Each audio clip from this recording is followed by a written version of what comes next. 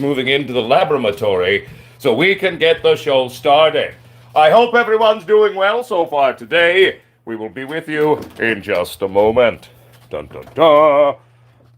Go into here so hopefully we can avoid the background noise of all the silly little dogs there yipping and yapping at us all the time. All right, here we go. 2 seconds here, everybody, and then we'll get back to the show and start saying hi to everyone. Hello, hello, hello. I hope this show finds everyone well at home today. 2 seconds here, and I'll be right with everyone.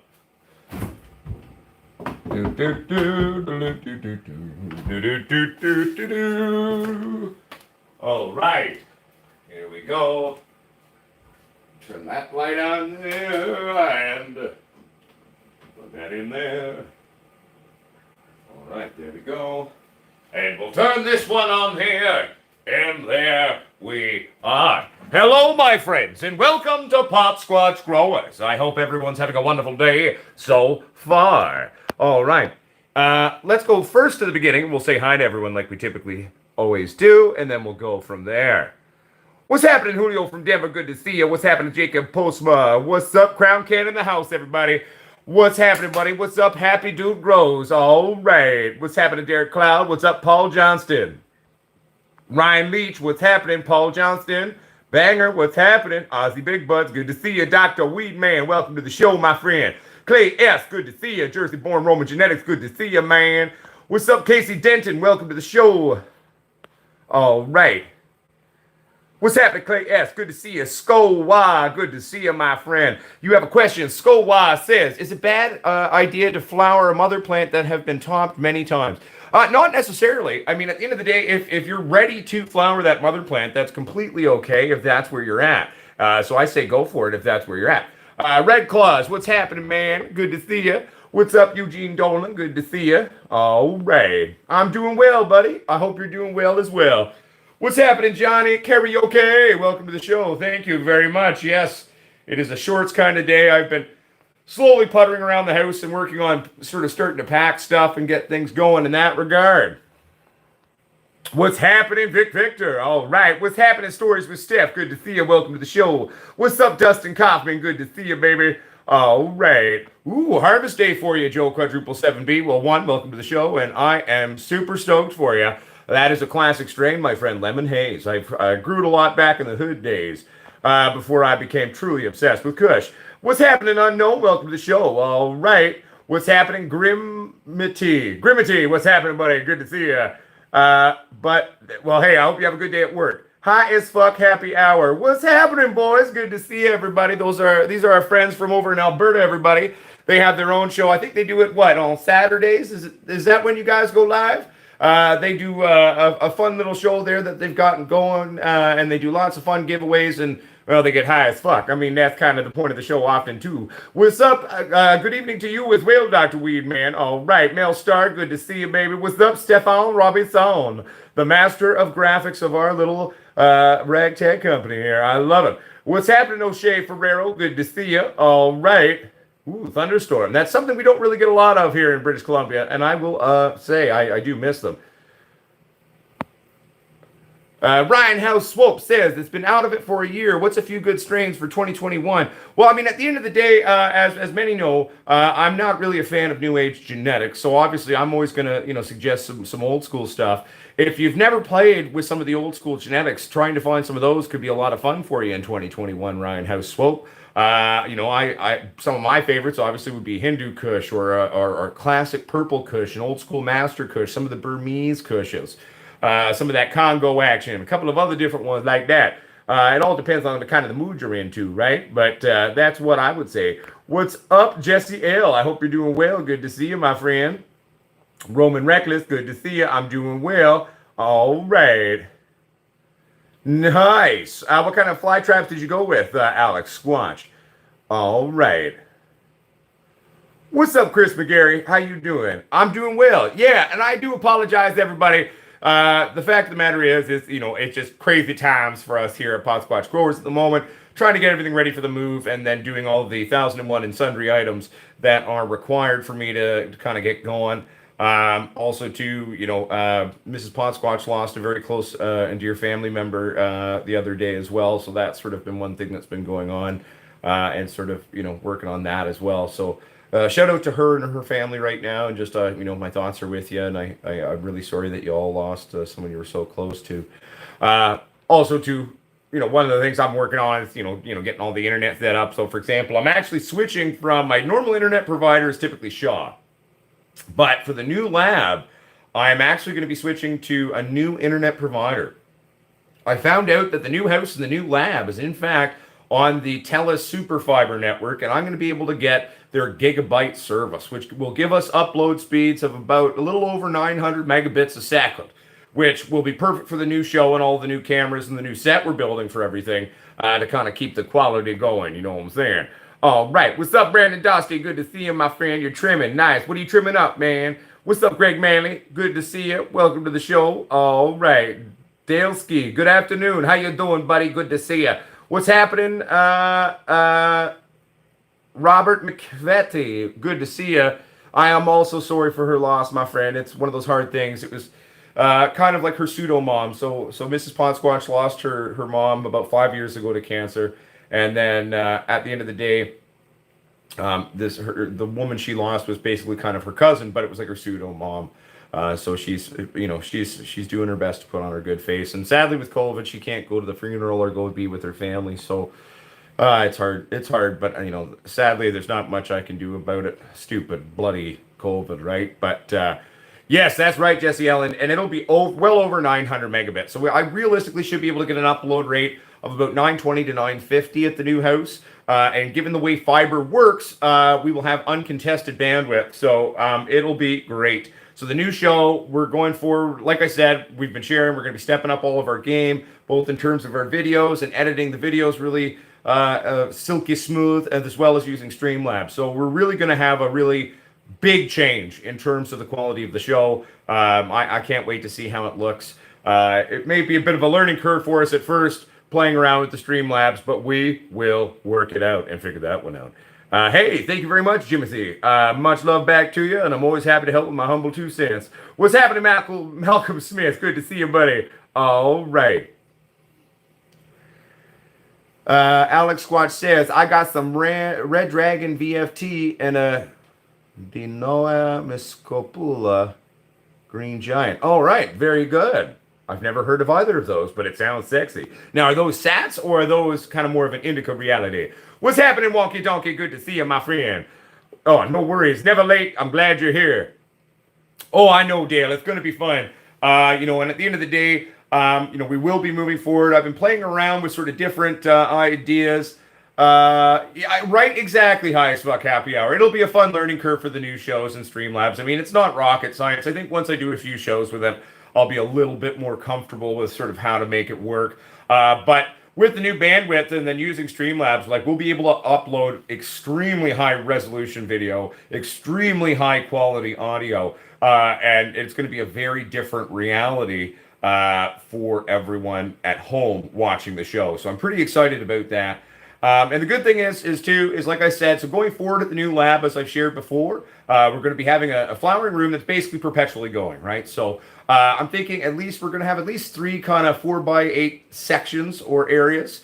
I'm thinking I'll probably build some kind of short and squat flood tables for that. And that's kind of what I'm thinking about, you know what I'm saying? But then we're also going to be taking some of our actual rigs themselves and strapping them onto motorized light rails to kind of experiment around with that and play with that one. So one of the interesting challenges we're going to run into at the new lab is, as you all know, I typically have a habit of growing very, very tall plants. At the new lab, I can actually touch the ceiling with my own head. So that's going to be one of the things that we're going to have to kind of play with. And I'm going to have to not get too carried away with my plants there, or else we're going to run out of space fairly quickly. But we're also going to be doing a lot of fun experiments. One of the first things we'll be doing at the channel will be building the how to make a space bucket episode. And then that'll be followed up by doing an even more advanced version of that, where we build one into what I'm going to call a space tin. And we're going to build that into a 55-gallon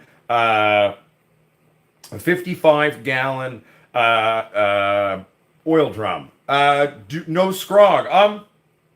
I'm not personally a big scrogger. It's not really my style. However, like I've said, at the new lab, it's not just going to be me doing all of my basic shit. We're going to be starting to fuck around with new techniques. I want to go back to what really was me early on. I loved, trying new things and experimenting and doing compare and contrast. I'm going to try to make our channel as educational as possible going forward. I'm going to try to sort of show, compare, and contrast 1,001 new things. That's also why we have a new email out. It's called Potsquatch Do. That's with 2 O's on the end, so POTSQUATCHDOO at gmail.com. And that's where you can kind of, submit ideas or requests for certain types of content. You know what I'm saying? So it'll be good. Yeah, so M. Hoffman, will I be using Scrog on the regular? No, probably not. But we will do a couple of runs with the Scrog in action. One of the things I might try to do as well is actually, so we'll do 3 table rotations, but I'll try to build a 4th one. So, maybe we can do a couple of runs where we do Scrog some stuff for you and show that at home. I mean, it is definitely conducive to the shorter ceilings in that grow. And then we can kind of edge that one out in the main space and then wheel it in and strap those tables down with some wheels, you know what I'm saying?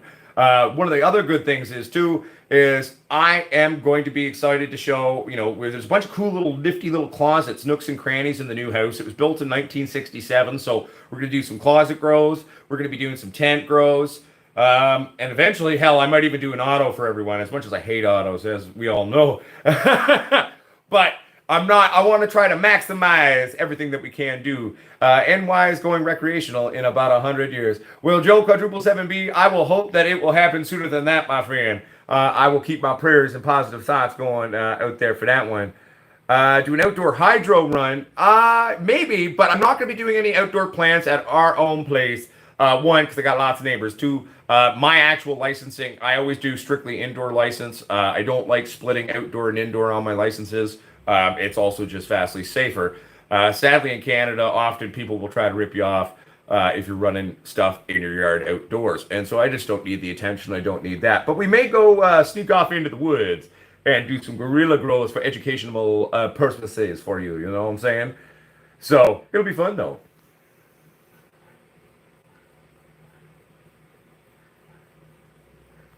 Technically, a super crop and a monster crop aren't the same thing, my friend. Jersey-born Roman genetics. They are subtly different techniques. One involving what I call knuckling, where we pop and twist and break stems to make a knuckle on it. The other, obviously, being a re-vegged flowering clone or plant doing that way. What's up, Riot Powder? Good to see you, my friend. Oh, man, Red Claws, if you're 6'6", you will be fucked in the new lab, man. You'll be like this the whole time. Be like, oh man, we'll have to put you on the chair and just wheel you in.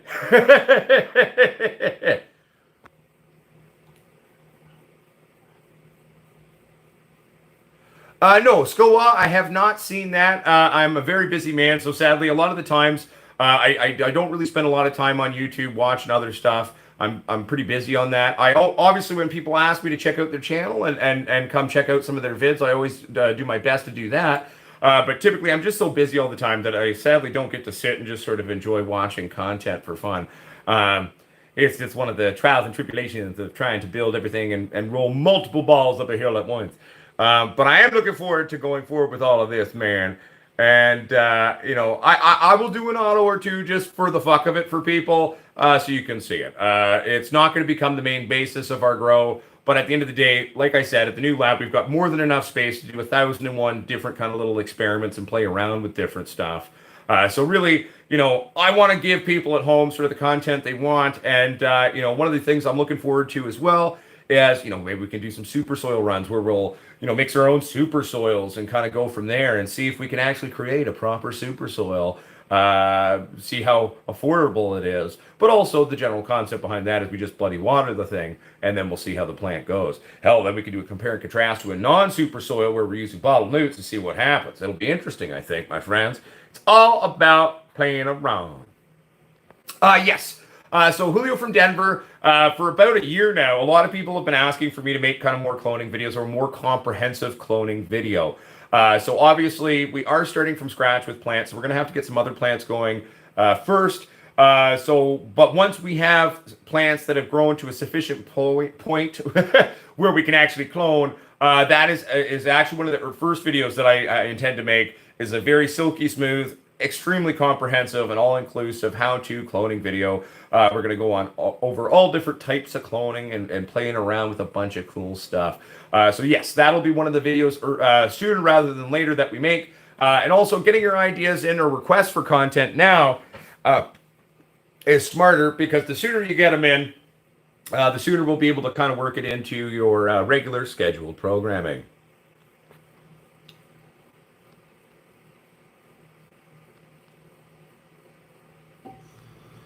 Well, exactly. And I mean, at the end of the day, one of the things that we haven't done a lot, of how-to videos recently, and I've kind of just been sort of sticking with what we normally do.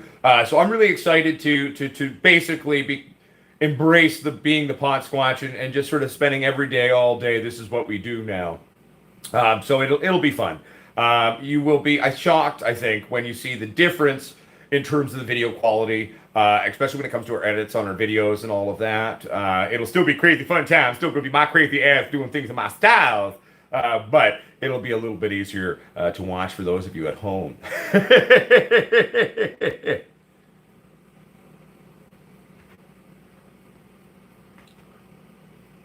Right, Powder. How am I today? Not too bad, man. I'm not too bad. I mean, I'm a hell of a lot stressed these days now because we figured everything out.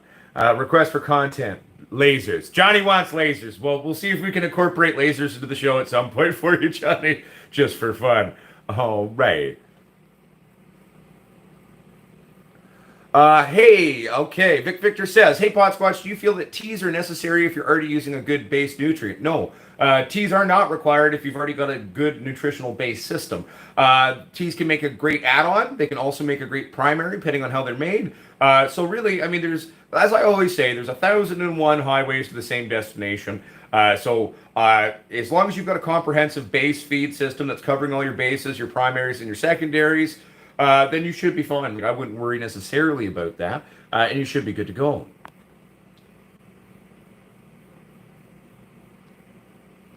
Well, we haven't really moved. I'm starting to pack, though, Stony Baker MD. So mark the day on your calendars. The day I take possession of the new place in the new laboratory, my friend, is May the 3rd. That is the day that we will begin to play. What's up, Michael Huchin? How you doing, my friend? Good to see you, man.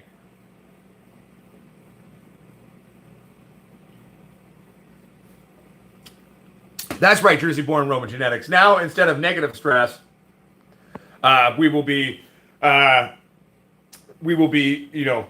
enjoying the positive stress of trying to pack and moving. You know what I'm saying? So at the end of the day, what I'm trying to do is I'm trying to get the move done in one single load. I'm going to rent a very large truck, and we're going to attempt to basically get this all done in one go. And then, the sooner we get there, unload the truck, get things going, and then we'll have a pizza party. I'm really excited, though, to really, set up this new flowering room. The first thing we're going to be doing will be setting up the new flowering room. Things that are required in there as well. I'm going to go in. I'm going to paint everything white. So we're going to paint the whole room.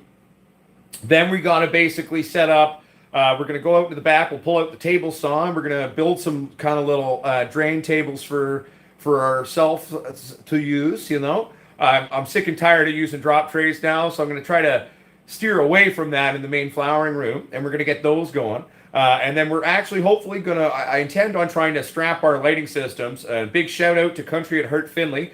He was actually the first one to put our lighting systems on a movable light track, and he has been extremely successful with them doing that. So I'm looking forward to doing that. So each table will have one light going. We may attach some side arms to it with some side lights maybe. I'm contemplating that as well. But there'll be one rig going over each 4x8 table, slowly but surely tracking back and forth. So that'll be a lot of fun. Another great thing to remember, too, is we are weeks away from releasing our new products. So we're going to have the beard oil coming out. That's going to be available in 2 scents. One, cedar whiskey wood. Our beard oil has 300 milligrams of CBD in it. And it's male knife. And then the second scent that we're going to be releasing, I've affectionately named Squatch Stank. Squatch Stank is my preferred smell. That's the one I'm into. They both smell great. Don't get me wrong, but Uncle Potsquatch like that squatch tank. You know what I'm saying? It smells good. But so that's what we're going to be releasing there. We're also going to be releasing our new gel tabs as well as our new gummies. So we're very excited about that. And there's a very good chance we're actually at least going to be able to get onto a couple of larger chain stores' websites even, which will do a huge help for us to try to expand things and get things going even better for everyone at home. Because, you know, obviously having access to capital and revenue sources helps us to then expand and keep the lights on here at the channel. That hopefully in the next month or two, you'll start to see these start to pop up on things like Target's websites and Walmart's websites. I'm going after CVS in the States. The beard oil, at least we can bring into Canada currently. And right now we're working for Canadians to get the beard oil into Shoppers Drug Mart and London Drugs for everyone.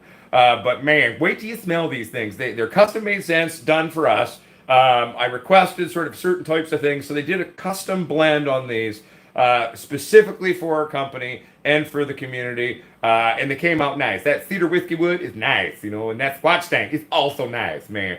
And it's going to be good. I think everyone's going to be quite happy with that. At least the ones of you who have beards and use a beard oil. Right? Exactly right, Powder. Well, you know, on May the 4th, I'm going to be down there working on the lab, setting everything up, and watching Star Trek. Johnny Karaoke. Well, I mean, in terms of the setup, I hope to have the new live stream set, at least initially, done within the first week or two.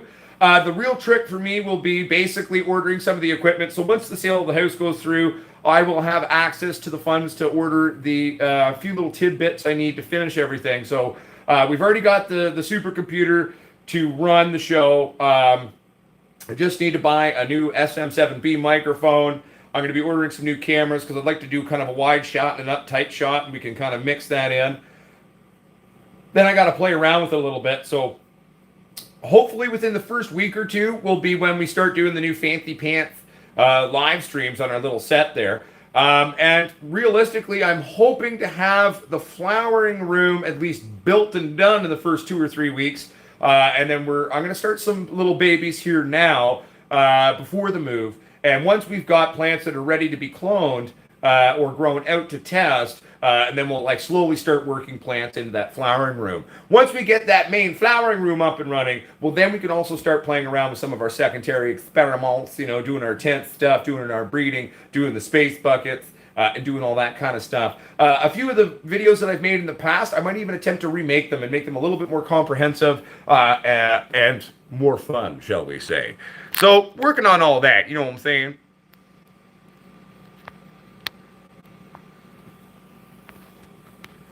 Wake and Bake Now says, I'm going to be in the process of moving to my new lab as well. I can't find anyone to hold my precious genetics, so I might have to start my pheno hunt all over. I know, it's heartbreaking, Wake and Bake, I tell you. That was kind of the thing where I was at. I had to euthanize everything myself because basically I had to get the house ready for market. And it's awfully hard to sell a house when you got a shitload of weed plants everywhere, even if you are illegal. But it's going to be nice, you know what I'm saying?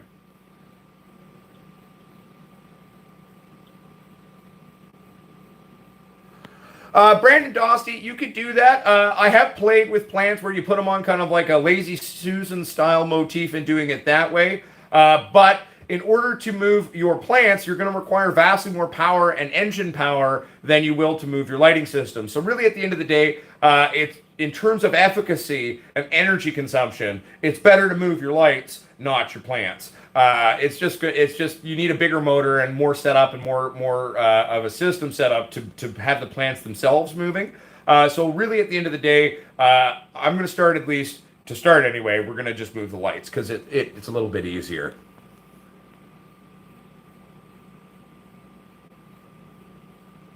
Hey, thank you very much, Wild Enterprises.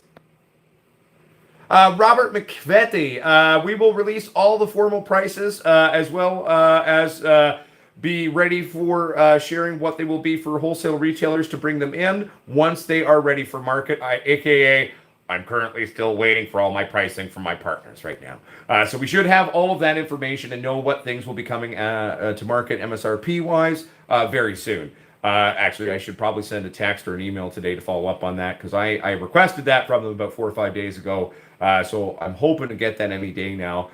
what our actual price breakdowns are going to end up looking like in the end.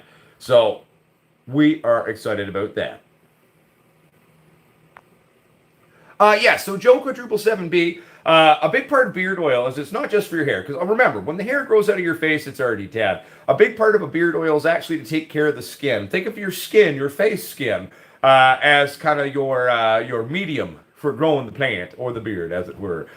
So basically, it's meant to be very healthy for the skin, increase blood flow, stimulate follicle health, and all that kind of crap. Now, mind you, it also helps to tame a big chaotic beard and calm it down and smooth it out a little bit. You know what I'm saying? But it'll be good for all facial hair because a big part of that is to keep your skin healthy. You know what I'm saying?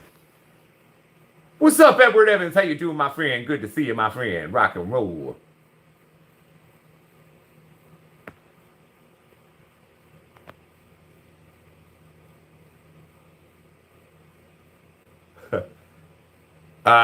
Sorry, are you asking if our gummies are tested and approved?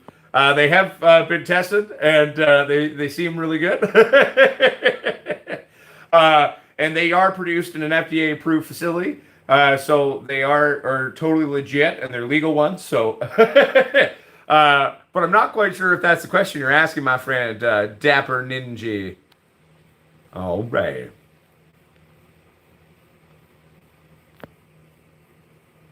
Ooh, Julio from Denver in a 4x8 and 10 gallons. If you wanted to push it, I mean, I guess you could probably do up to 8. But with the proper training and filling, I mean, maybe 6. But you could do up to 8. But I mean, I'd probably recommend doing 6 and giving yourself a little bit more space there to train out and kind of have the plants fill in the space themselves, especially if they're in 10 gallons. So maybe 6, but you could do up to 8. Hey, what's up, That Guy Channel 2? Welcome to the show, my friend.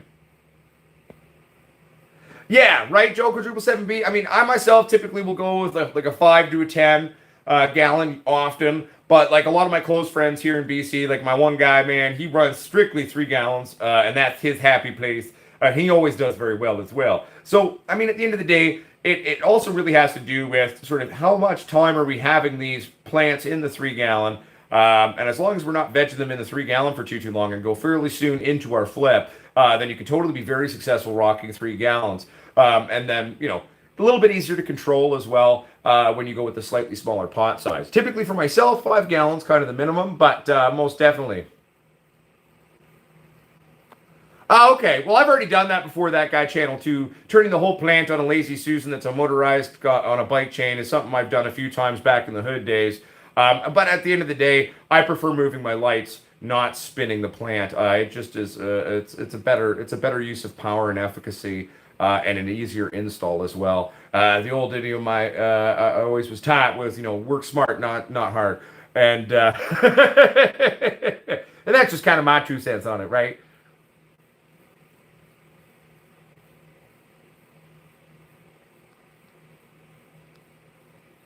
Oh, that is true. Everyone is quite exciting. Nicole Lenman got her first Squatch lighting system today, and they emailed me when it showed up in the post there. I'm very excited for you all at the Lenman household to play around with this new light. You know what I'm saying? I think will notice a stark contrast to what you have been using to this new one. The little Squatch is in fact our smallest light that we make, but holy crap. That little Squatch, I love it. I'm very attached to it because for a little light, my God, does it crank like a bat out of hell. What's up, masshole grower? Good to see you, my friend. What's crack-a-lagging? What's up, little Stewie? How you doing, buddy? Welcome to the show, buddy. What's up, Greens and 373 Steel, buddy? I hope you're doing well. Welcome to the show, my friend.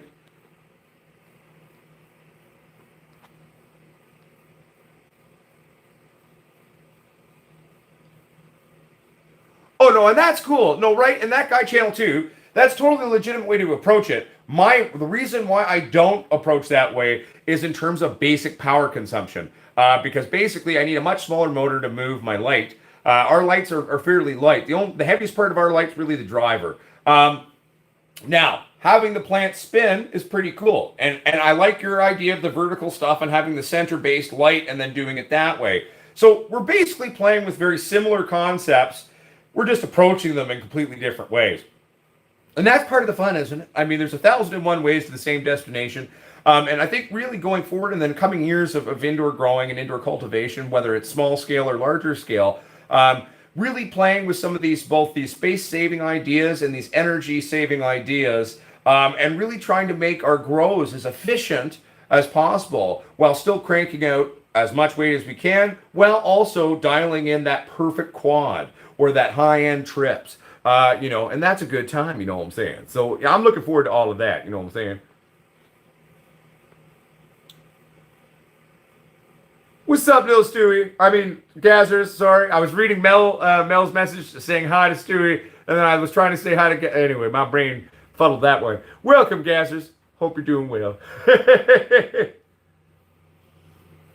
Yeah, I mean, I've got a lot of friends who are really into the Coco Coir. Our friend Country at Heart Finley down in the ONT there, who's been using our lights on a movable rack. He's also a big fan of the Coco, you know what I'm saying? Yeah, I know that guy channel too. I like and I love some of the vertical grow setups that I've seen on different people's setups. I'd say that's probably one of my favorite things to see is just sort of all the different creativity within the growing community, and how we all have sort of these fun ideas and different ways of approaching stuff. And I wholeheartedly enjoy watching some of the creativity that comes out of our community, because let's be fair, man. Stoners are creative motherfuckers.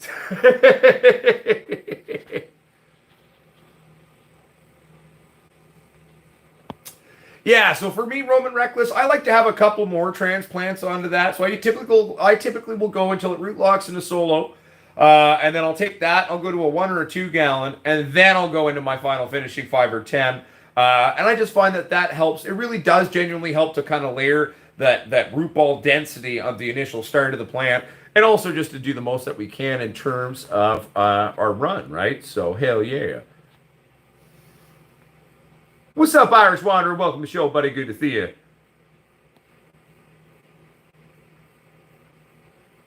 One second here, everybody. I'm just playing catch up now. All right. Rick DeRosa says, quick question, brother. I'm in 6-gallon pots, all right, and doing the carbonated water. How much would you give? Typically...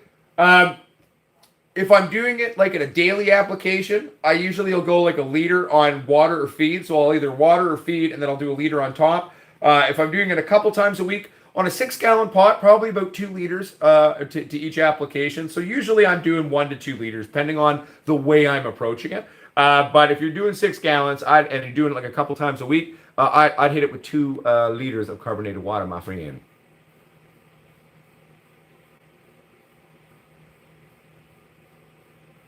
Well, exactly. And if you also look out of kind of sort of some of the initial kind of stuff, like the BC indoor growing motif explosion, man, of the late 60s and early 70s was one, it was the mother invention of that was necessity. One, it was super illegal. Two, shit outdoor season in a lot of the province, you know what I mean? So at the end of the day, we had to get creative. And, and that's where I think indoor cultivation is so much fun, because really, we're trying to emulate Mother Nature. We'll never be as good as Mother Nature, but hell, we can do a pretty good job in terms of indoors. And I just love some of the ideas that people come up with. I love, year to year, how some, new sort of approaches or techniques and fun with it. It was funny because when I was talking to Country at Hurt Finley, he was like, "Oh, movable light racks, that's a totally new tech and concept." And I was like, no, it's actually quite an old concept. Back in the hood days, we would do these big industrial versions of it. And we'd move our, HPSs that way. So now with the lighter LED tech, we can kind of get away with slightly smaller motors and slightly easier installs on these things. I am about to reach out to a company whose tech I'd like to try, or have theirs be the first light rail that we'll try, and we'll see how we like it. I'm going to be sending them an email the next day or two.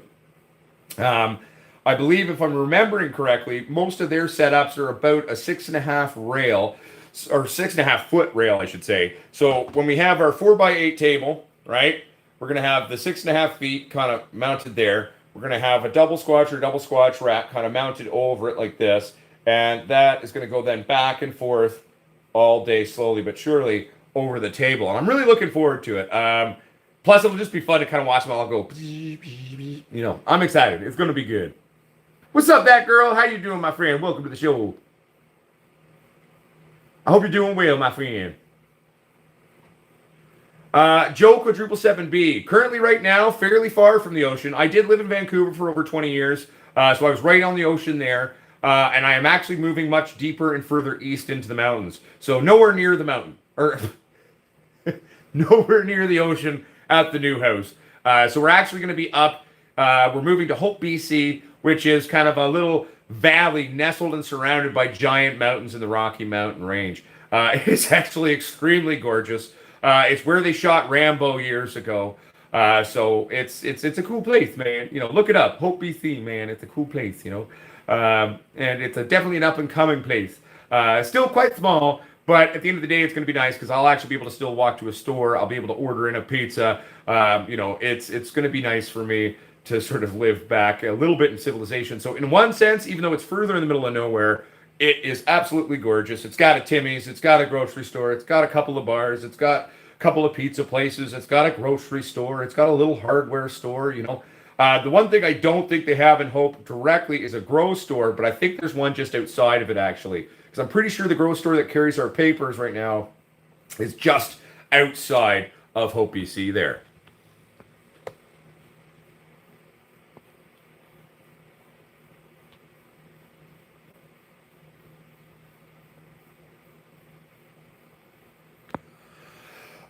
Roman Reckless, I don't have a direct quote on the light rails. My best guess between acquiring their systems, I mean, I have a rough idea of what they're charging for them. I am going to try to get a bit of a deal on them, as well as if we like them and they work well, I will try to get us all a discount from the company on the tech if anyone at home would like to buy them to kind of partner with our lighting systems. My best guess, it'll cost me probably roughly $750 retail for 3 systems plus tax, and then it'll cost me a little bit more just for the install and to, you know, go buy, because I'm going to basically mount the rails onto 2x4s, and a couple of other things will be required just to kind of for ease of install. In a perfect world, it will cost us no more than $1,000 to get these 3 lighting rails installed over our 4x8s, or at least that's what I'm shooting for.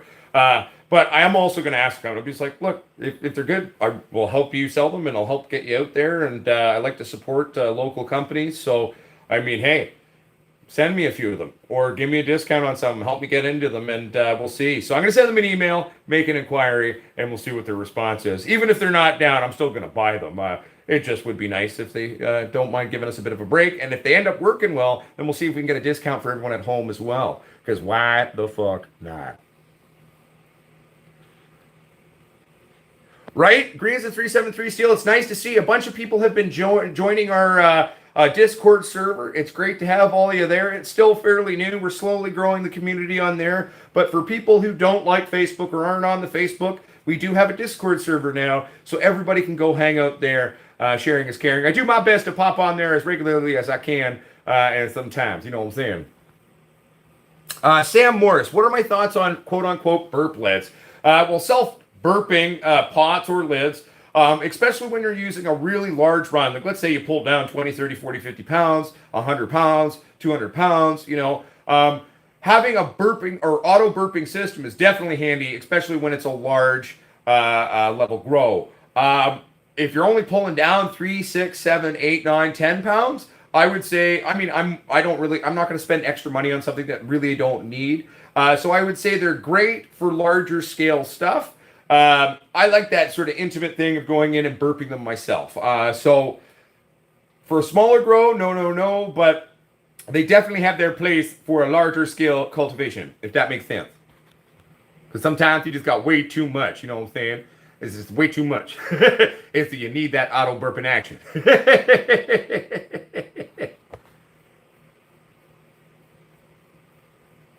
Really, Gazzers? Oh, dude, that's awesome. So the K-Town cross with the 8K and all 20 pop.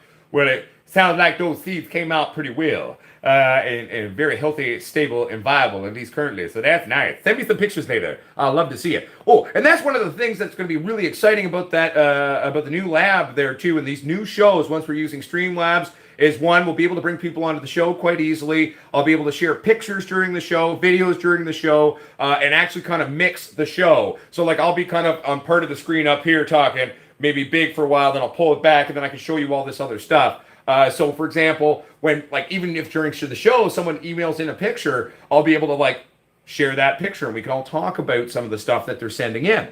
So I'm really looking forward to that because it's just going to elevate both the show itself, the entertainment value of it, the educational value of it, but also it'll allow us all to engage with each other vastly superior or much better in terms of our shows and our community. So I'm really just looking forward to all that bloody shit, man. I tell you, it's going to be good.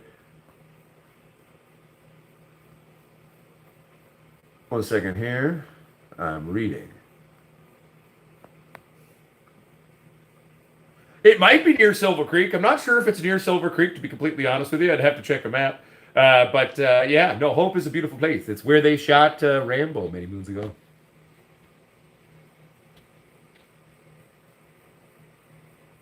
Well, exactly. And Roman Reckless, that's kind of what I want to do too with it. I want to do that 4x8 with a mobile singular track, one double rack. I might put some side lighting on it. That's the only thing I might add on to it. Because again, at the end of the day, one of the name of the games is always keeping things as efficient as possible in our grows to maximize yield while keeping power consumption down. Because let's be fair, power is expensive. Again, Joe quadruple 7B, I'd have to double check a map because I'm not sure. Hi, that girl. What's cracking? Welcome to the show, girl. It's good to see you. I hope you're doing well. Much love. Hello. I hope you've been doing well. I hope school's going okay in this weird new world of COVID for you.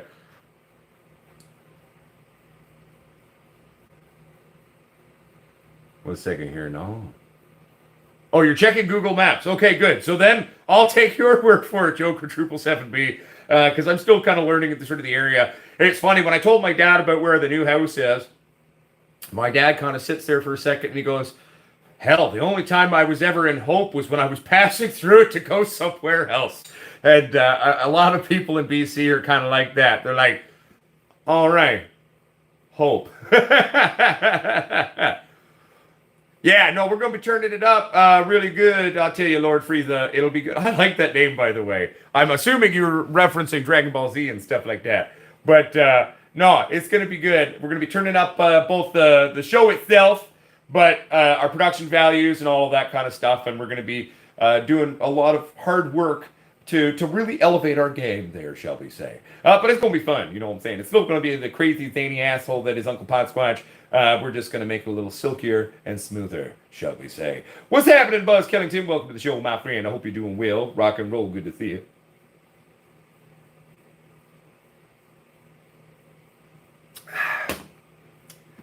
I remember Dragon Ball Z as a kid growing up. It was a cool show. I was into it. Definitely liked me some DBZ back in the day. Also, too, one of the really fun things as well that we're going to be doing at the new lab is also we're going to be doing like new genetics that you've never seen us do on the channel. We're going to be bringing back the Sasquatch strain. I don't have tons of those beans left, but we're going to be bringing back some of the strains that I've developed. We're going to be trying a bunch of new stuff. We're going to be trying some of Gazer's new genetics that Gazer's has been working on and he's going to send over. One that I'm really excited to try is what Gazer's affectionately calls, what does he call it? Oh, the K-Town Kush. Which, okay, Gazer's, correct me if I'm wrong, okay? But I'm pretty sure, if I'm remembering correctly, the K-Town Kush that you made and developed is a blend of Master Kush, Afghani Kush, and a Hindu Kush. Is that correct, Gazer's? Pretty sure that's what you said. But again, not 100% on that. And then Gazer's has taken that K-Town, and I crossed that one with two things, I think. So one was AK-47, and one was the 60-40 Indica Sat split New Age cheese. And then I believe the third cross he did, if I'm correct, was that outdoor Indica New Zealand strain with the Canadian White Russian, was it, bud? I think it was something like that. One second here. Uncle Potsquatch just looking for a dart. There we go. All right, back to there. Hey, thank you very much, Lord Frieza. It's going to be a lot of fun. You know, and at the end of the day, one thing is I know content has been a bit sporadic right now because we don't really have any plants going, which sucks. But and I know the shows, sometimes their scheduling has been weird because I'm so busy right now just trying to pull off everything. But the good thing to hold on to, the good thing to remember is that the new show or the new lab, shows will go on almost always as scheduled unless I got to be on set, go to a business meeting, or go for an audition.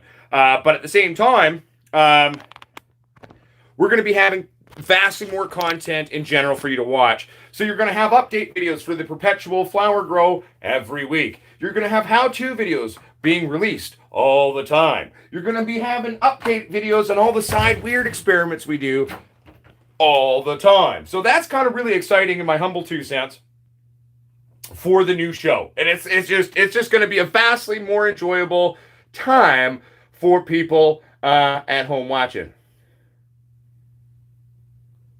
Yeah, I will say that is true. The way Gazas breathes his seeds is like a fucking rabbit, you know what I'm saying? It's like boom, boom, boom, boom, boom. My God. Johnny Summertime says, I harvested my first cross about a week ago, ended up with 43 dark solid beans off of 2 small branches. Beautiful. Selective breeding. You did a black Delato male, nice, crossed with the Tangy cookies. All right. Now, how did that come out, though? Was that Sadie? Was it Indica? Was it Hybridy? What did you see in the phenos of that one?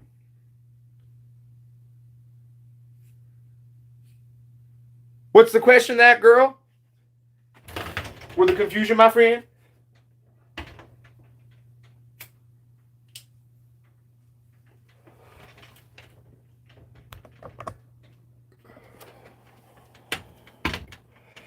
Yeah, no, lots of shoe racks. Mrs. Potsquatch owns 150 pairs of shoes and boots and stuff. I got a few pairs of shoes and boots, but yeah, she got a lot.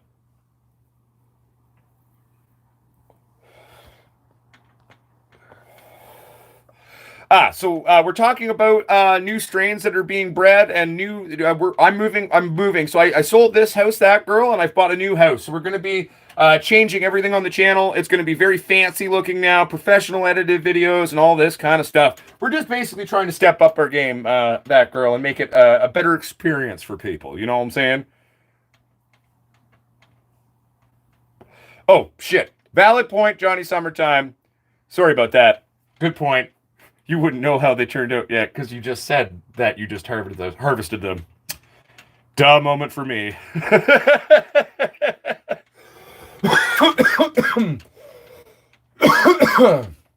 Oh, hell. We might even take you for the occasional video of showing you some of the bush action. So we'll hop into our new 4-wheel drive Volvo. We'll go driving out into the woods and show you some stuff. What's up, Fat Banana Tom? How you doing?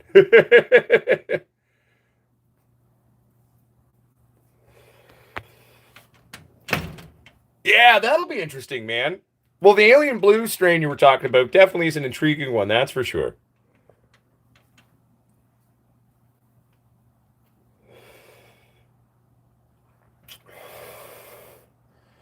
Trying to think, it'll be interesting to see, what males do we get on some of the initial pops that we do. But I am very much also looking forward to trying to get some of these initial new crosses going that we can also play with.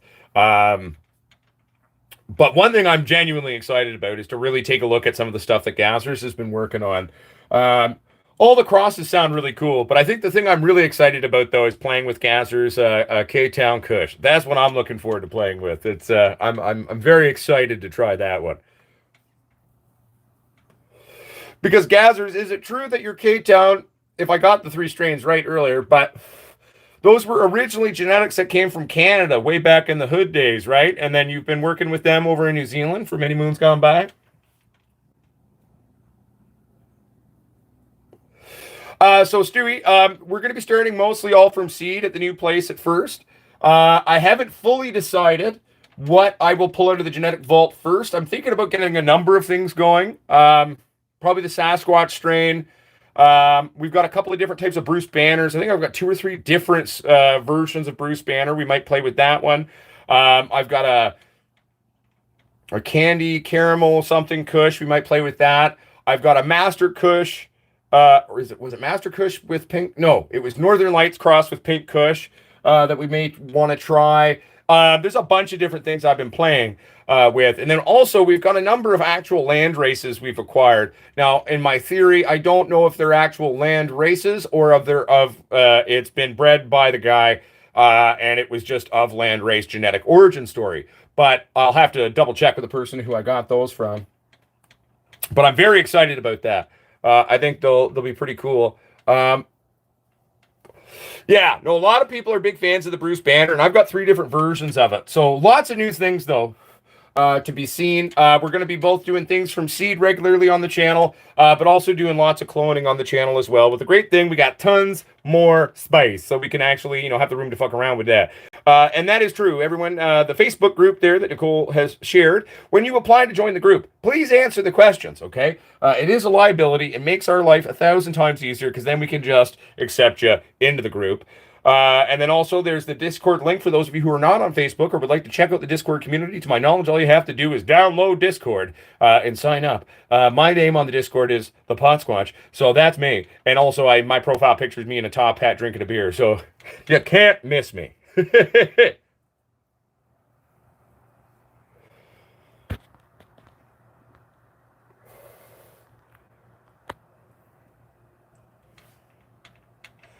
Tommy 420, I've never heard of a strain called Aliens on Moonshine. It sounds interesting, though. What's the genetic origin story of that one, my friend?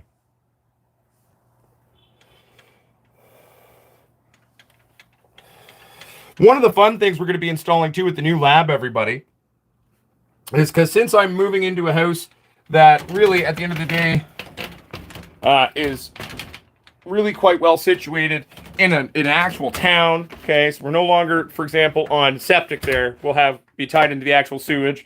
And not to mention, we're going to be sort of living in, civilization almost again. But we're going to be adding in an auto Generac generator system onto the house. What does that mean? Well, I'll tell you. So Generac is basically the world leader in backup power systems for houses and industry. And we're going to be putting in a generator that's big enough to not only run my whole house, but also run our grow. Okay. But it's going to be tied into the natural gas system on the house so that when it goes out, it will automatically kick in with the sub panel and surge protection and all of that. So even if Uncle Potsquatch is out, we don't need to worry about power requirements anymore, or me having to go out in my bare feet in the snow like that one time in the live stream to pull the generator out, run cables, and get that going. So it's all going to be tied into the house. Since it's on natural gas, it'll be an easy install. So we'll share that with all of you and show you that. That's going to be fun. Another thing we're going to be doing is installing a new security system and talking about security systems. We'll do a couple videos exploring security for our grows. And I think that's one thing we've never really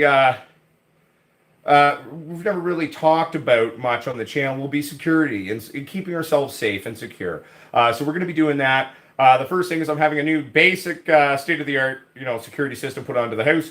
All doors monitored, motion sensors throughout the home. But then we're going to be installing an 8 to 12 camera independent camera security system that we're going to install ourselves as well. So it's going to be pretty cool. I'm pretty excited about that. Joe Quadruple 7B, yes, a Generac auto system isn't necessarily cheap. The great thing is, though, is it is something you can do on a payment plan as long as your credit's not too bad. So, I mean, at the end of the day, too, I own this house that I'm moving to, right? So anything I add into it, we're going to be upping the value of the home anyway. So by building in an auto generation system, we're going to be upping the value more than it's going to cost us to put it in. So that'll be fun. Hell, maybe the guy who's the tech who comes and installs it for us will even sit down with us briefly and allow us to kind of, shoot some stuff for the video and talk about it too. Wake and Bake now says Cinderella 99 was my go-to super sativa for years. Yeah, I mean, I've had it a couple of times. I've never grown it because I'm not a huge sativa guy anyway. But a lot of my friends love it too. You know, it's a very popular strain. So Autism Dad, I mean, at the end of the day, there's a lot of really good nutrient systems out there, right? Stewie likes Remo. I'm a Green Planet guy myself. Some people like Jack's 1, 2, 3. You know, some people like what do they call it? Gaia Green, I think. Some people like, you know, there's 1,001 different systems out there. So my 2 cents, obviously, though, is the Green Planet nutrient systems. I basically, what I do is you know, a good basic start will be getting their 3-part system, okay? And then things that I typically will use on top of that is I'll use their ProCal. I'll use their liquid weight occasionally. I'll use resin, which is a great product for upping your stickiness factors, shall we say, of your bud. Terpinator's not from Green Planet, but it does work really well in mixing into their systems. What else do I use? Oh, I use their VitaThrive, which is a vitamin supplement. It's basically a B1 vitamin supplement. What else do I use? Sometimes I occasionally will play with their humic acids to kind of reduce the stress of nutrient uptake within the plant. But yeah, Green Planet is kind of a good place to start. Starting with their basic 3-part even alone.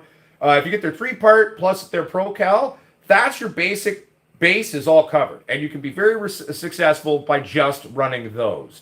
In my personal humble 2 cents. So like I've actually got them sitting on the shelf over there. I haven't packed them up yet. All right, I think I've missed a couple of messages here. How did you like the strawberry cough? Did it come out smelling of fresh strawberries?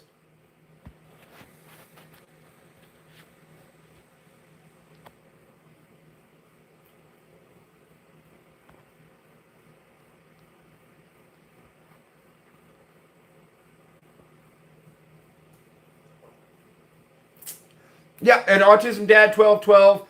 The great thing about Green Planet as well is it's a local company here in BC. That's part of why I really like it too. I like to support local and I like to support Canadian whenever I can. And they just make good shit, man. Green Planet flushes out of my plants easier than anything I've ever used. So I definitely approve of their system. It's not too hot. It's not going to, even if you go with a heavier feed on it, you're going to be vastly less likely to fuck your plants as you might with other stuff. Massive Bloom is another thing from Green Planet I like to play around with too sometimes, and they seem to like it. Or is it called Massive Bloom? Massive Bloom formulation's one of them. And then the other one, which provides a lot of sort of easy, accessible sugars, which really come in handy kind of weeks 2, 3, 4, 5, 6 in that sort of maturation window, is their liquid weight product, which is essentially just it's kind of like molasses, brown sugar kind of stuff. But I mean, it's still really good though, which provides easy access to energy for your plant, right?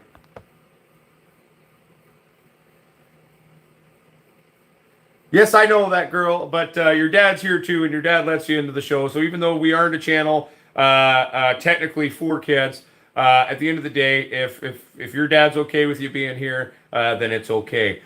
So I mean, at the end of the day, that's up to your parents, right? So at least your dad's here, and we know it's okay. So.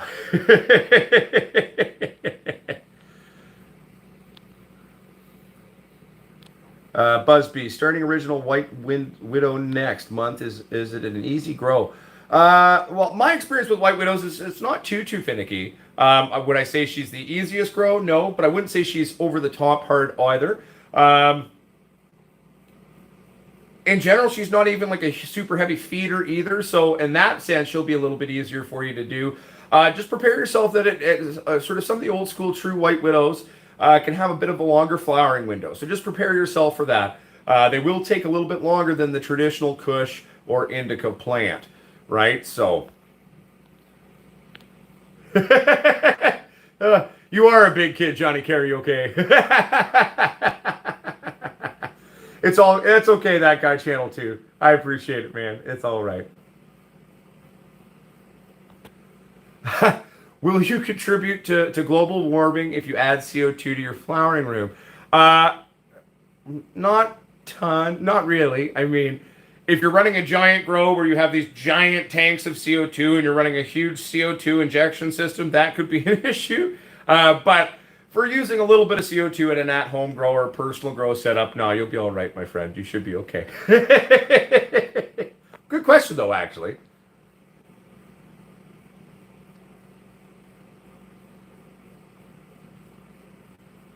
Yeah, right? Like, I've never experienced White Widow as being a huge super feeder either. A lot of sats aren't. I mean, they're very different. Where you've got this indica with which will typically, like cushes and other indicas, will have a much shorter window, and they're vastly hungrier, right? Like they work hard, quick, and they like to get hungry. Like I don't know if any of you remember the bubblegum we used to run on the channel, but that bubblegum indica, like even at 2 weeks of flower, it got ridiculously hungry very early on. In terms of its potassium and magnesium requirements, like my God, it just went to town on them. No worries. Cheers back to you, Zeb Zeppelin. Yeah, no, totally true. That guy channel too. The one thing I will say to anyone bringing an air intake into your grow is remember, unless you set up filtration on your air intake, okay, there will be some issues. So you'll basically, at the end of the day, you just need to be careful on that one. Typically for a filtration system to keep you safe, if you just run a couple of basic HEPA filters on your intake, you should more than likely be okay. Because again, we could accidentally pull in pests, we could accidentally pull in negative elements, pollen, etc. You can pull in PM spores by accident and all this stuff. So running filtration on an air intake into your grow, in my personal approach, is very important.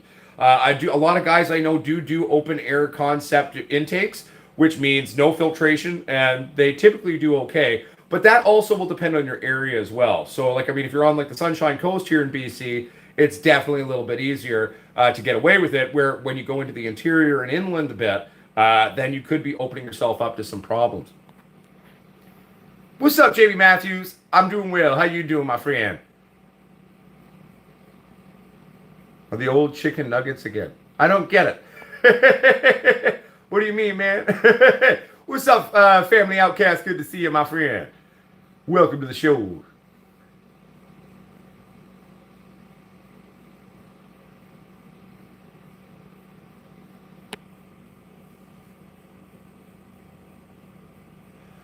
So Alex Squatch, what about one of those Ionic Breeze air cleaners?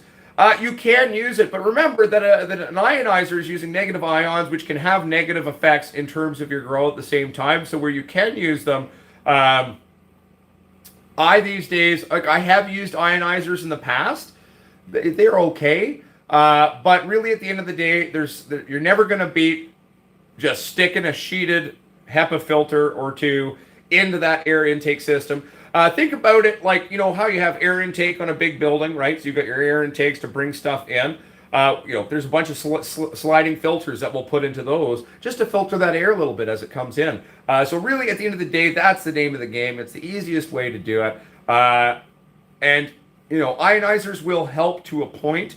But at the same time, then we are releasing negative ions into our grow space, which can have negative attributes or effects on our plants, right? So I try to steer away from ionic cleansing, shall we say now, but that's just my humble 2 cents.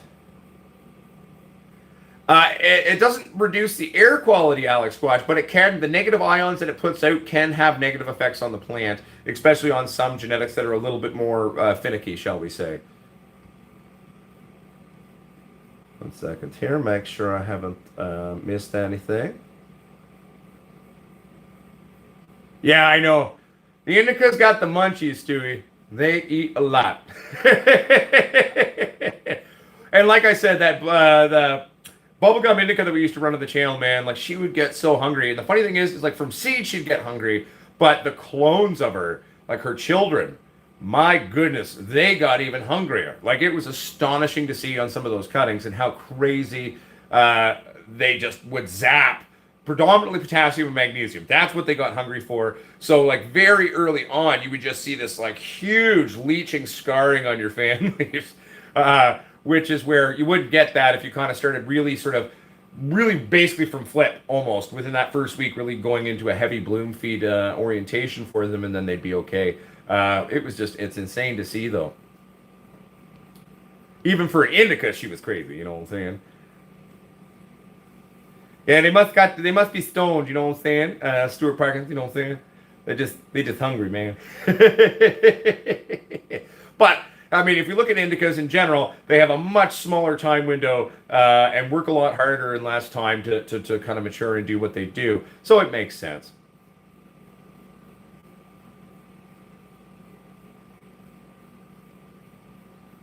With the air intake, or do you mean in terms of an ionizer, or do you mean just general fresh air intake, Red Clouds?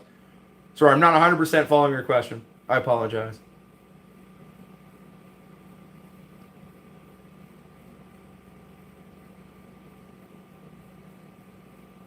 Just waiting, everyone, for the second part or the clarification on that question from Red Claws there, and we can answer that one. You know what I'm saying?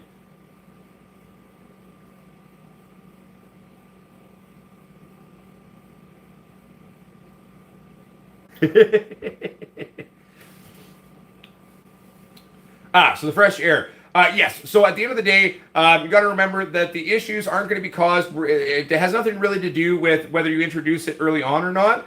It has to do with particulate or other issues being brought in with that fresh air, right? So at the end of the day, regardless of life cycle, you get PM spores coming in, you could be fucked. Regardless of whether they're in veg or they're starting to go, I mean, if you have a pollen issue coming in from your air intake, you're going to knock up your crop, right? Plus, if you live in a really moist climate, fresh air intake without anything to address it could also throw off your relative humidity, which isn't really having anything to do with filtration there, obviously. But so for me personally, I always suggest setting up a bit of filtration on that air intake, okay? Better safe than sorry. And it's not that hard to do at the end of the day. So that's what I would say. No, I have. Wait, who makes the Maxi Bloom series again? So I've used something that has a similar name, but I don't actually think it's Maxi Bloom though. Oh, exactly, Red Claws. Well, that's where the kind of the joking concept, right? You know, we all used to joke around in Canada when we got Price. That's what I thought. I don't use General Hydroponics at all anymore. They're owned by the devil now. Back in the hood days, I did use General Hydroponics, but that was years ago before they got bought out by, Miracle Grow, which is affiliated now with Monsanto and all the idiots. So I cannot support a company that's owned by someone like that or a group like that. So I don't use G&H at all anymore because of that. Alex Squatch, have I ever used Oregon's only newts? Nope, I haven't actually even heard of them, Alex Squatch. When it comes to availability of certain nutrients, some of the more local stuff, like in different parts of the States, aren't really available here in Canada. Some of them are, but I haven't used that one, no. But one of the things I'd like to do going forward at the new lab too is we can do some compare and contrast that we were talking about a couple shows ago. We could do, we can compare some of these nutrient systems, same clones, same plants, same conditions, but then we can compare and really keep track of how are we feeding them with each different system, and then we can, do some compares, and we'll see what we think, right? It'll be fun. I'm kind of looking forward to that, right? As much as I love Green Planet, we got to keep it fresh. Let's try something new. Let's do some comparison and contrast. Let's see if my love of Green Planet is justified. Will I fall in love with another? I don't know. We will find out.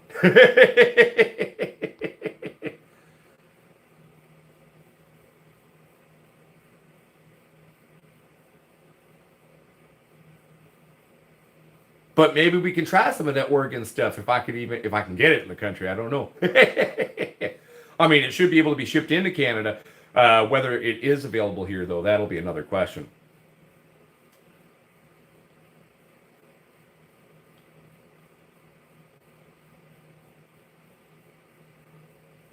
Yes, so just use Epsom salts, which is magnesium sulfate, okay? And then brown banana peels. That'll give you all the potassium, magnesium you need, buddy. It'll also have a little bit of sulfur in there. And there's also a little bit of magnesium coming from that banana as well. So that's what I would make it out of, my friend. Just little Epsom salts and some brown banana peels. let those, you can either do a long-term sit in the fridge or do a subtle kind of cookout, quote unquote, with it and simmer that shit out.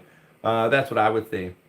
Medi1 is a great product. The one thing I will say, as much as they market Medi1 as a one-part system, it doesn't really have what's required to carry you through the whole grow.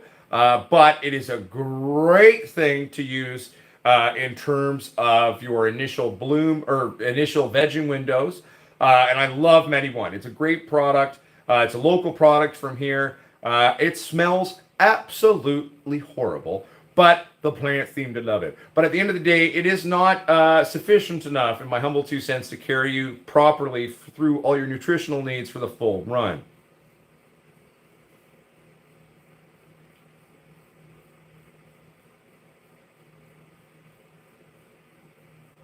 Oh, that's awesome, Roman Reckless. I'll have to check it out.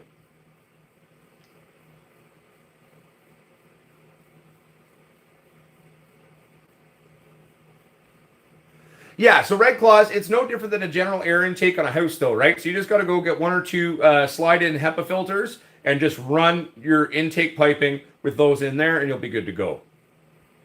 We can go through all of that, how to kind of do a simple build on that and install at the new lab for you as well.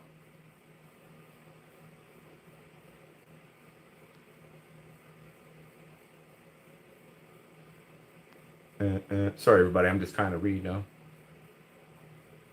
Hey, good to see you as well, Jason Houlihan. Welcome to the show, my friend.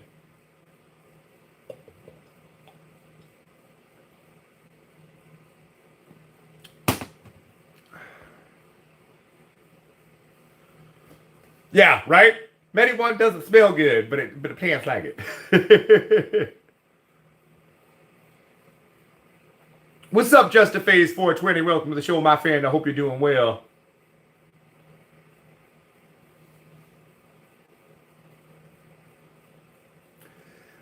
So, is your issue, Red Claws, that your relative humidity is spiking on you, or is that what's happening, or?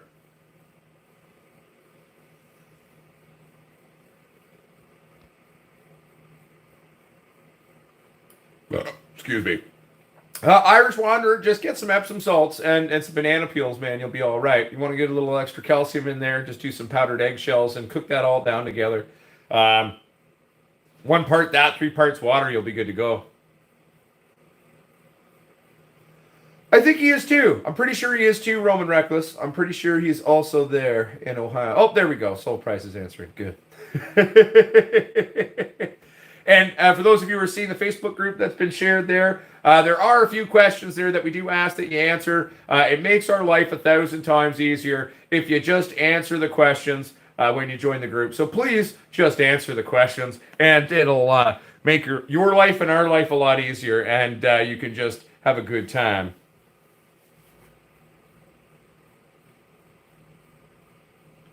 Oh, and then for those of you, Nicole's sharing the Discord link there. That's our new Discord link or community server, blah, blah, blah, blah, blah.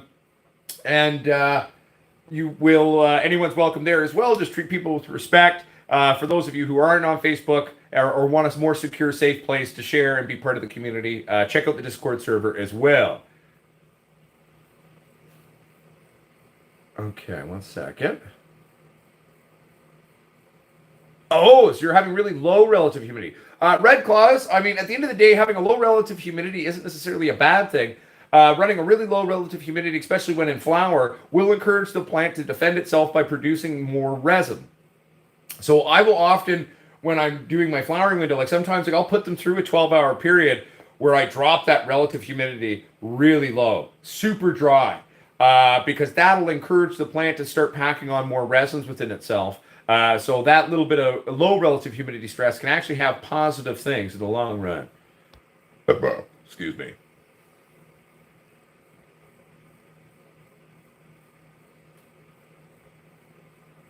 Oh, and for a cost-effective thing, for example, Irish Wanderer, sometimes, you can go to a grocer, and if they've got brown bananas that have gone bad that they can't sell anymore, they might even be nice enough to let you have them. Good way to keep your costs down.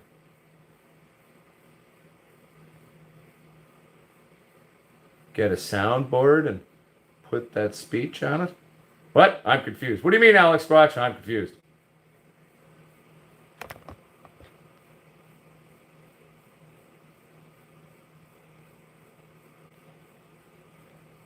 What do you mean, Josh Green?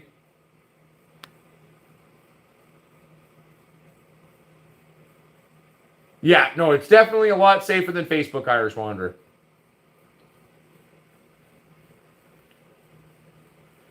Hey, Leon Wilkinson, welcome to the show, my friend. Yeah, we had to euthanize things here at Potsquatch Growers as well in order to sell this house, but we've sold this house and bought a new house and we'll be good to go.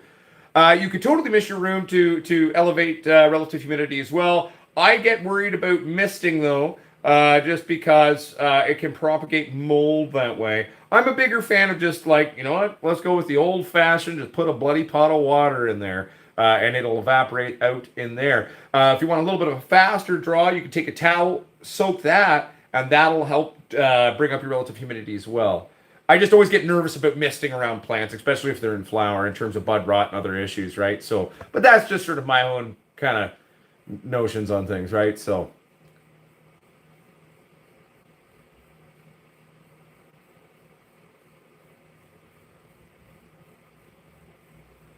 what? Are you talking to me, Soul Price? I may have missed stuff. Oh. I understand now, Alex Squatch. I follow now. Took me a second, but I get it.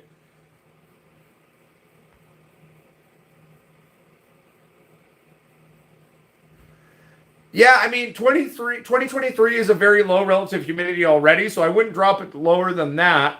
Um, that is quite low. But I wouldn't worry. I mean, as long as your plants seem to be doing okay, what I would do is like check your smalls or maybe just gently kind of run your finger on the undersides of some of the fan leaves coming off your buds. If you're getting a nice stickiness on your finger, I would say the plant itself is probably okay because then it's showing you that it's been producing all of these resins to keep itself safe, right? So, hell yeah, Grimity, sounds good, my friend.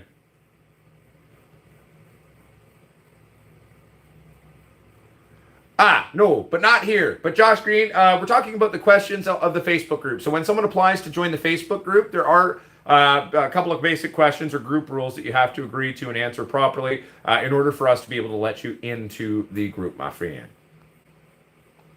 Have I tried Mapito? No, I don't know what Mapito is, Tom.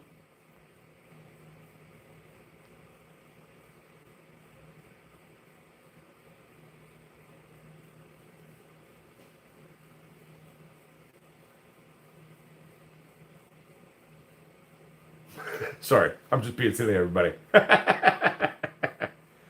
What's up, LST UK Big Bud? How you doing, my friend?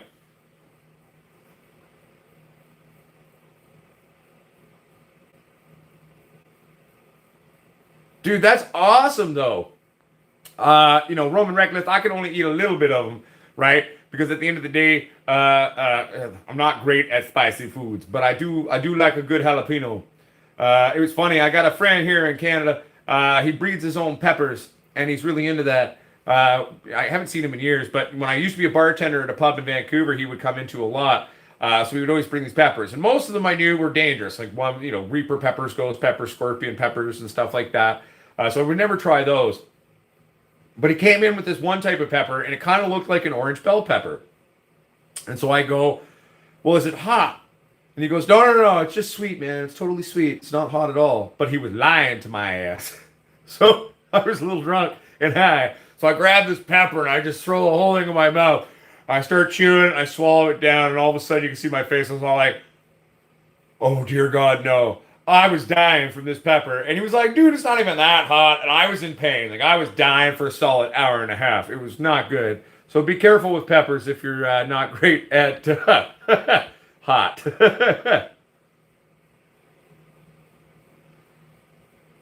Our responders. When what does G mean? Like, what's up, G? It's like, what up, gangsta? How you doing, man? It's like a term of endearment. It's like a greeting. It's very prevalent in my age bracket in Canada. We say a lot of, what's up, G? What's up, bro? What's cracking?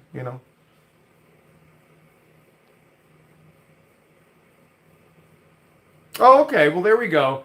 I am still pretty bloody sensitive, my G. You know what I'm saying? Nah, G means gangster, man. Yeah, it was pretty bad though. When I was eating that pepper, man, It was bad, everybody. Uncle Potsquatch, his face went red. I started crying. There was not enough milk in the house for me to feel better. And it was bad. It was really bad. I mean, I probably shouldn't have put the whole thing in my mouth and eaten the whole thing, you know what I'm saying? But he said it wasn't hot.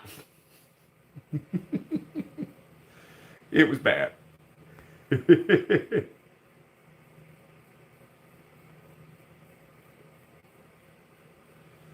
Man, that's scary, Nicole Landman. That sounds. She must have a cast iron mouth, yo. I cannot handle that stuff. Sadly, my palate is very white. I like the taste of things, but it's like I just can't handle it. Oh man, it's just bad, you know. It's just bad.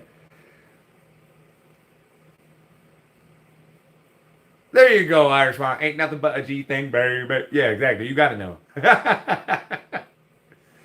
Oh man, I remember this one time that I call him the Pepper God. I'm pretty sure his name was Ian, but he came into the pub and he brought me some of this these smoked ghost and scorpion peppers that he like smokes and then he grinds them up so it was like a powder. And like I shit you not, everybody, like you take a little bit of these peppers and just a little drip, like just a tiniest little bit on the tip of your finger, and like do it like that.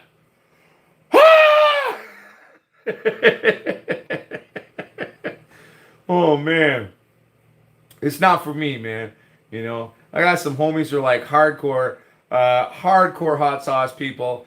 And then some of my Filipino buddies, you know, like they're hardcore into spicy. And then some of my buddies from India, right?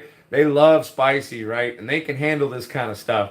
But I'm just sitting there, we'll go out, right? And they're sitting eating this super spicy crap. And they're sweating, they're tearing, and they're loving it, though. They're loving every second of it. I'm just sitting there like, I don't understand how you enjoying this. Like, you look like you're in pain. Nah, it's great. I'm cleansing my system. This is called eating. I'm all like, no, it looks like you're dying, man.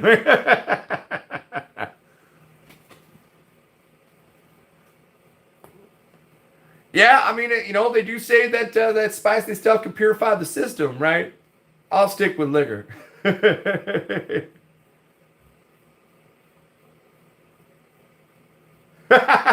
It's true though, that guy Channel 2. You know, I always grew up in the city, right? But yeah, no, it's true. Even farmers say genome. It's weird. I grew up in the city, man, and we used to say it a lot. But it's a term that is spreading. Which at the end of the day, hey, I guess it's all right, right? At least we all, you know, occasionally speak the same language. Well, and there's some of the weird things. There's kind of that weird country, you know, rap fusion of music going on these days too. It's a little strange. But hey, there we go. Julio from Denver says, I topped most of my ladies at their ninth node. Is this too much? No, I'd say you're fine. Irish Wander says, jalapenos are very good for, you know, sickness.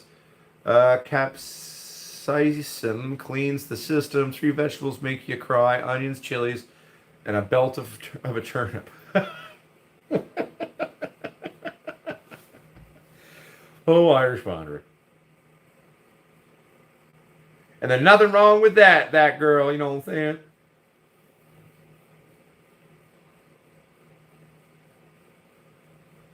Ah, I will check that, Red Claws. Sorry, man. Like I said, sometimes I miss people's emails. I do my best to see everyone's email, but I sometimes don't.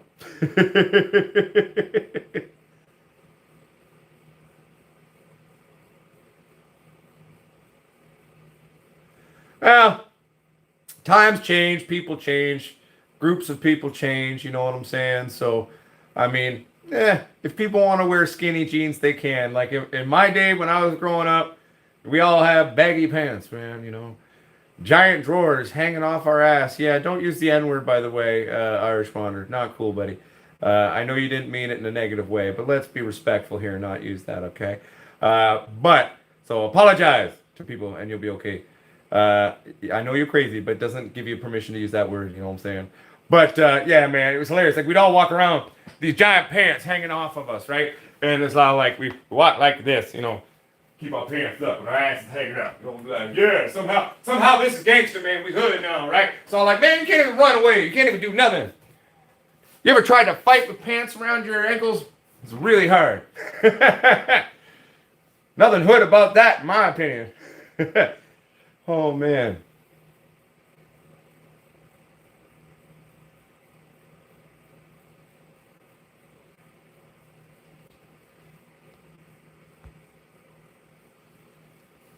Yes, that sounds about right. I remember replying to that email and saying that, Red Claws. And I approve all three of those. Hindu Kush cheese and LA Kush. They all sound nice, you know what I'm saying?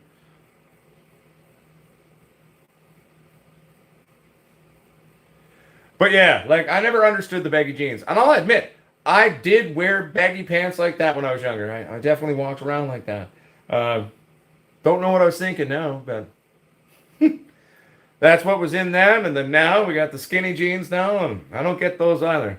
Those hurt. Far too painful. Skinny jeans. It's like, I'm crushing my will to live. Why am I wearing these pants? Oh, I don't care how good it makes my ass look. eh, I don't wear super baggy pants anymore. I don't wear super tight jeans if I can avoid it. I like a nice happy medium size of my jeans. Room for the junk, but I can still run. I can fight if I need to. And at the same time, I'm not wasting material either. A nice happy medium, and I'm happy with that. You know what I'm saying? What would my go-to be for a fast cloning? Finding a genetic that clones fast.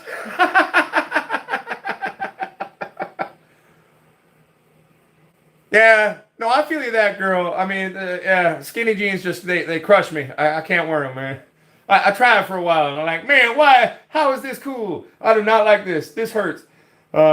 Even after my cancer surgery, where I lost one of my homies, I still did not have enough room. But in terms of a fast cloning, I think probably the easiest thing to answer that would be finding a genetic in and of itself that is going to clone fast. If we're working with an unknown genetic in terms of its clonability, they don't need tons of light to root. I would say whether you like Jiffy Pucks, whether you like dirt, whether you like rock wool, okay, with an unknown genetic, use the double dip motif. So we're going to scrape off that bottom 1.5 inch, dip it in the gel, then dip it into the rooting hormone powder. So that's the double dip, because certain strains are going to like a gel, where certain strains will react better to the powders. Okay, make sure you keep it moist, but not too moist, because that'll kill them. It's a nice happy medium. And also too, don't have too much light on it. If you've got it in a grow room, to quote my friend Gazzers, one of the things that he likes to do is he'll coat his cloning trays with paper, which is really cool. It was a simple but great, brilliant idea. When he shared that with me, I was like, man, that's actually really smart. Like, because then at the end of the day, you can still have them in your kind of grow room, but you don't have to worry about that intensity being too much for them, right? Eileen Petzer says, hey, what is the time difference? Seems to be getting worse. What is the time difference? Well, between here and where? I mean, right now, here where I am, it is 3:27 p.m. Yeah, that's right, Alex Squatch. Either one, you're screwed.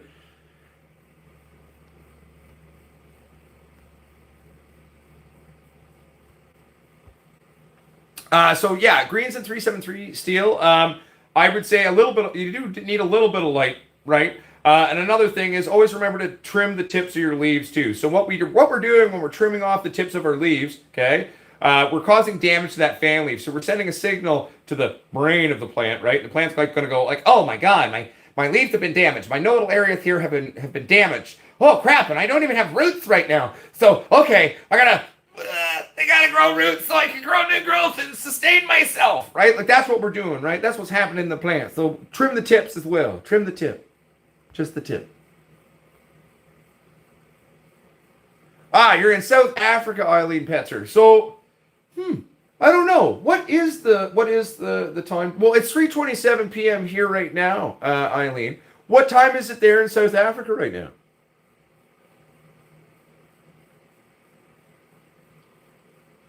So it's 10:30 in England right now. So it's 12:30 at night there.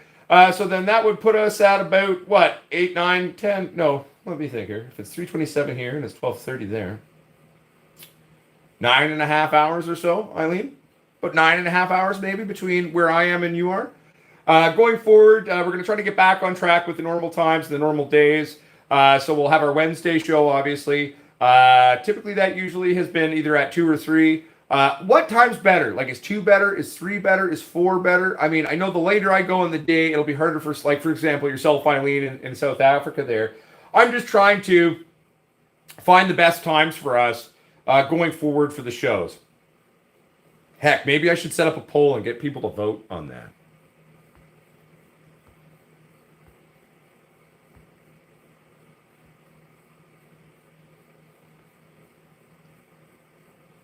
See, that's the thing, Billy Joe Farrell. Like, I mean, some of those cloner things are great, and some plants will respond to them while other plants won't.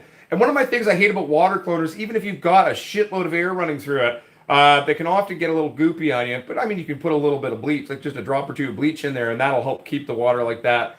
I just hate the goopiness, and it's funny because certain strains will love those, right? And they just instant roots, where other strains won't, right? So it is kind of strain dependent in terms of what cloning technique's going to work best for which plant. You know what I'm saying? That girl 029 would be 12:29 at night.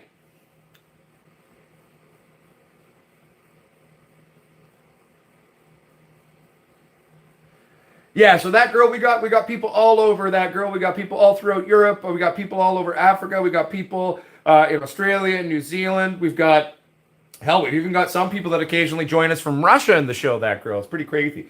We're very much a global community now. We got Potsquatches everywhere now.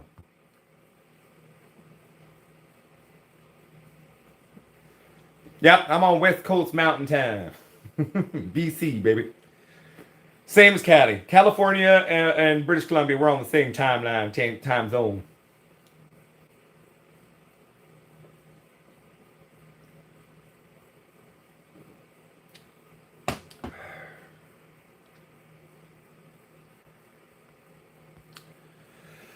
Yeah, because I'm pretty sure Texas is about 2 hours ahead of us here. It is true. So, Eileen Petzer, that is a very valid point. Very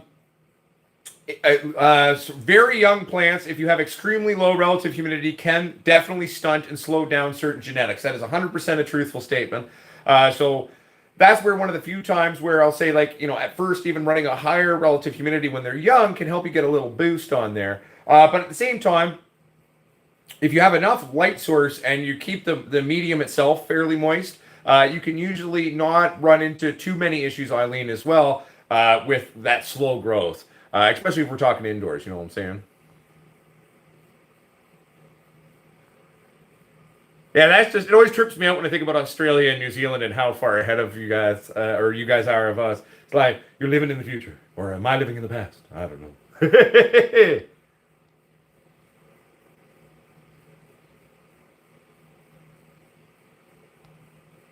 Right? And it's funny, right, Billy Joe Farrell? It's funny how certain genetics just go certain ways.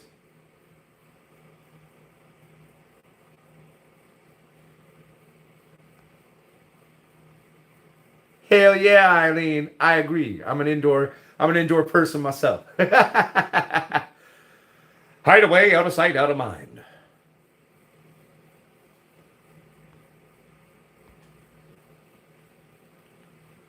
Well, I think it's time for a dart. Where are my darts? They're in my pot. Roman Reckless says, I put 20 gelatos in a water clone. Got 17. Not bad. They all had roots.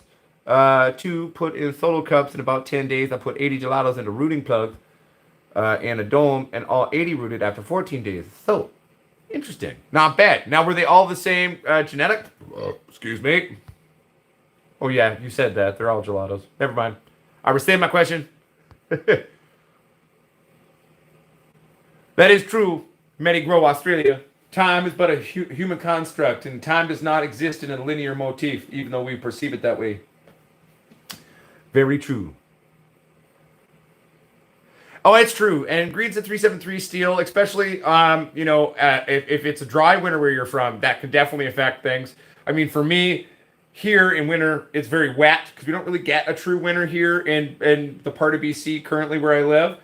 So the relative humidity, I can get crazy spikes in my relative humidity, oddly, because we have so much water or ambient moisture outside of where I grow currently. But then at the same time, if it's really cold, and then I crank my furnace, and then it gets really dry because the furnace will dry out the air in my house. One of the biggest things that dries things out for me is the weird. If you use the electric baseboard heaters, for example, they will dry out your environment right quick.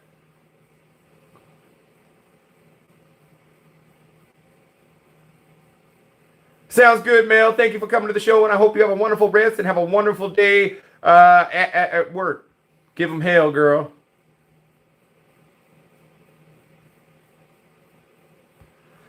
Um, I mean, yeah, sure, in one sense, Julio from Denver, in one sense, sure, outdoor would be considered easier because, I mean, if you think about it, like Mother Nature's kind of there doing it all for you, right? So, yes, in one sense, but just because something's easy doesn't mean I like it more. And I've always been an indoor grower. Most BC guys are indoor. That's kind of our thing, you know what I'm saying? That's our happy place. And I very much am an indoor guy.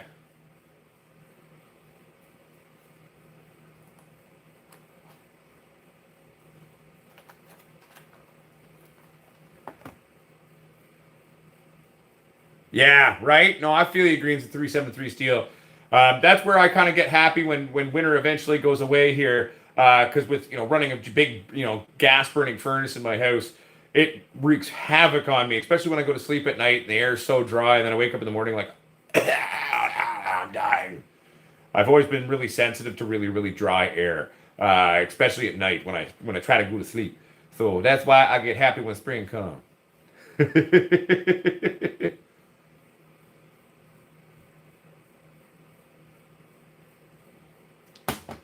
I like spring because it's not as dry, but it's also not super hot yet.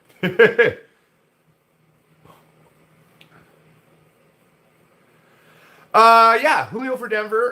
Well, one, I don't actually know your region's area, so one, maybe pick a strain that's known for doing well in intense sun. As long if you're getting intense sun there, if you're getting a lot of rain in your area, maybe build like kind of a potential scrim or something you can put up once in a blue moon to deflect rain off your plants.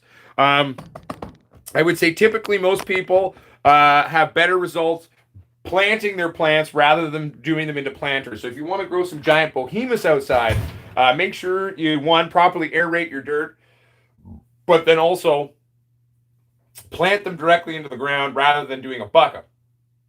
Now, if you want to go on a half and half, you can actually cut the bottom of the bucket out, let them grow into the bucket, and then once they hit that ground, then they'll spread out. But more roots, more fruits. You know what I'm saying? Irish Wanderer, Discord on your phone. How you're going to do it is you're going to, yes, you'll use the Discord link, but you got to download the Discord app onto your phone. Once you download the Discord app, you'll be good to go. Oh, that's awesome. Gotta love that spring break. Every day feels like spring break to me.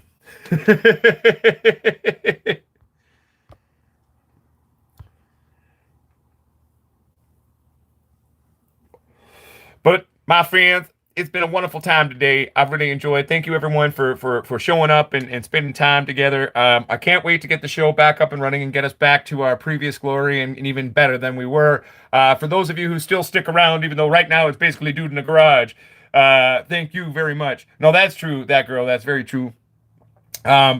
We will be, like I said, May 3rd, taking over the new house. We'll be possessing it, as it were, and start building our new lab. So we're going to take you on the journey of building the new lab. We're going to have so much more content coming out for you, and it's going to be a lot easier to watch because I'm actually, thank you very much, Johnny Karaoke. I know sometimes I fall behind really bad in the shows, but I try to stay on top of it today. And much love and respect to you as well, Red Claws, but we're going to be stepping up our game for everybody at home, and we're going to be working really hard just to kind of, do our best to kill it, you know what I'm saying?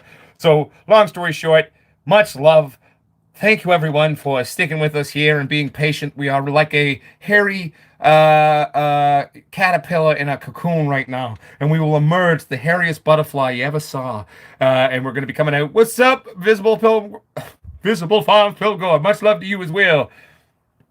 And we will be coming to you from Hope, BC, the land of Rambo, soon to be the land of Squatch. And it's going to be a good time, my friends. So keep it real, keep it sexy, keep it Potsquatch. And remember, the true grower is the forever student. The true grower is not afraid to take risks. The true grower makes educated, stupid decisions. Show yourself a little compassion and those around you as well. Sometimes that one little smile to a stranger on the street could actually change their day for the better, okay? Stick together, we stand together, we might be able to just save this world and all learn how to get along, all right? All right. Peace and love. Keep it real. Peace out, everybody. Bye.